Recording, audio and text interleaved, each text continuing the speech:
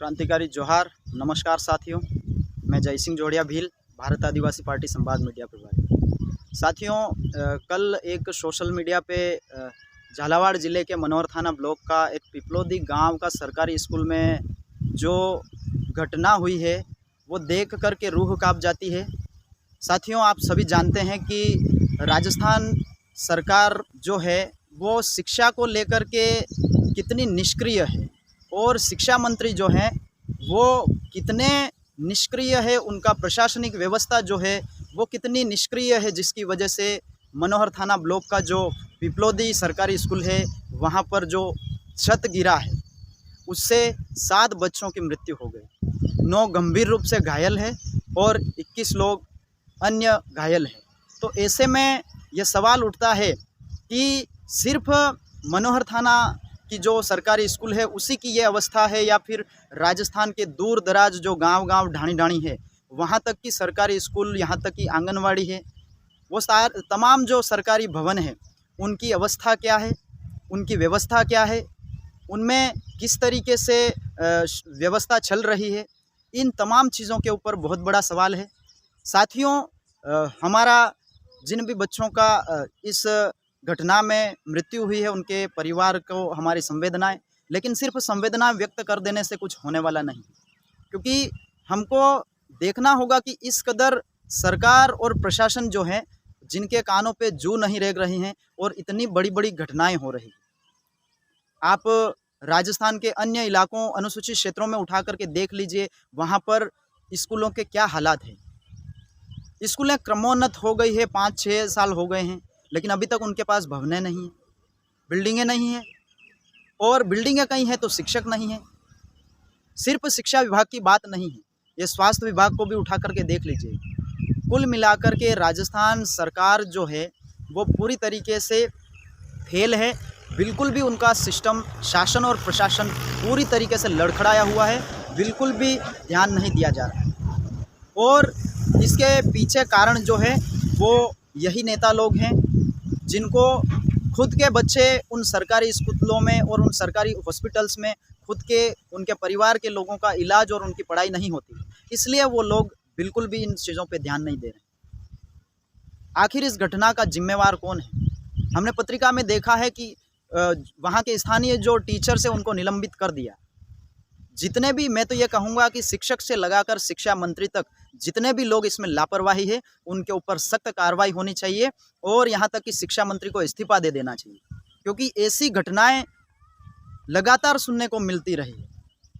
कई लोगों ने, वहाँ के स्थानीय लोगों का कहना है कि हमने कई बार ज्ञापन लिखा है, कई बार सरकार से अवगत कराया है, प्रशासन से अवगत कराया, लेकिन अभी तक उस स्कूल का किसी भी प्रकार का कोई मरम्मत नहीं हुई थी। यहाँ तक कि कलेक्टर कह रहा है कि वो जर्जर अवस्था की बिल्डिंग की सूची से गायब थी स्कूल। तो इसका मतलब इसमें कौन जिम्मेवार है? हमारा खाली संवेदनाएं प्रकट करना और खाली बोल देने से काम नहीं चलेगा। हमारी कोशिश ये है कि ज़्यादा से ज़्यादा लोग जब जब ऐसी घटनाएं होती है आगे आइए, बोलिए। आपके बच्चों का जो भविष्य है वो खतरे में है, आपके बच्चों की ज़िंदगी से खिलवाड़ की जा रही है, इसलिए जागरूक होइए और जहाँ जहाँ ऐसी घटना हो रही है सरकार को मुंह तोड़ जवाब दीजिए। नहीं तो आने वाले समय में बहुत सारे बच्चों का, हम अपना जो उद्देश्य लेकर के हमारे बच्चों को वहाँ स्कूलों में भेज रहे, कहीं न कहीं उनकी ज़िंदगी से खिलवाड़ किया जा रहा है। हमको कई सारी ऐसी कंप्लेंट्स मिलती है, तमाम प्रकार के विभागों में जिस तरीके से भ्रष्टाचार चल रहा है, लूट चल रही है, जिस तरीके से अव्यवस्थाएं चल रही है वो बद से बदतर हो चुकी है। ऐसे में राजस्थान सरकार के जितने भी अधिकारी है, नेता है, उन सभी को अपने अपने जितने भी विभाग है उनकी ढंग से निगरानी करनी चाहिए, उनकी मॉनिटरिंग करनी चाहिए। लगातार उनको स्कूलों में निरीक्षण के लिए निकलना चाहिए। खाली कमरों में बैठ करके जब कोई बड़ा कार्यक्रम हो, 26 जनवरी, 15 अगस्त हो, उस दिन आकर के बड़े बड़े शब्दों में बड़े बड़े भाषण देने से, बड़े बड़े लेटर के वाचन कर देने से व्यवस्था नहीं सुधरने वाली। इसलिए मैं कहना चाहता हूं कि जितने भी लोग इसमें लापरवाह है इस घटना में, और इस घटना से सबक लेकर के तुरंत जितने भी शासन प्रशासन के विभाग हैं उन विभाग के अधिकारियों को और जितने भी लीडर्स हैं जिनको जिस पद की जिम्मेदारी दे रखी, जो अपने कर्तव्य है उनकी पालना करके पूरी व्यवस्था को दुरुस्त करना चाहिए। नहीं तो आने वाले समय में जगह जगह बहुत बड़े आंदोलन होंगे। जिसकी समस्त जिम्मेदारी शासन प्रशासन की होगी। इसलिए मैं आप तमाम लोगों से भी कहना चाहता हूं कि ऐसी जहां जहां घटना हो रही है, मुखरता से अपनी आवाज़ उठाइए और जितने भी लोग लापरवाही कर रहे हैं, लूट रहे हैं, भ्रष्टाचार कर रहे हैं, उनको मुंह तोड़ जवाब दीजिए। उनको आप इस्तीफा दिलाइए ऐसे लोगों को, और यहाँ तक कि निलंबित करवाइए ऐसे हराम का खाने वाले लोगों को। ये हराम की सैलरी ले ले करके हमारे वास्तविक जो अधिकार है उनको लूट करके हमारे बच्चों के भविष्य को ख़त्म कर रहे हैं। ऐसे लोगों को मुंह तोड़ जवाब दीजिए। बहुत बहुत धन्यवाद। आपको भी ऐसा लगता है, आपके इलाकों में ऐसी व्यवस्थाएं चल रही है, तो उन व्यवस्थाओं के खिलाफ खड़े होइए और सरकार को ये बात पहुंचाइए, वहां तक उनको आवाज़ पहुंचाइए, ताकि हमारे बच्चों का भविष्य सुरक्षित हो सके।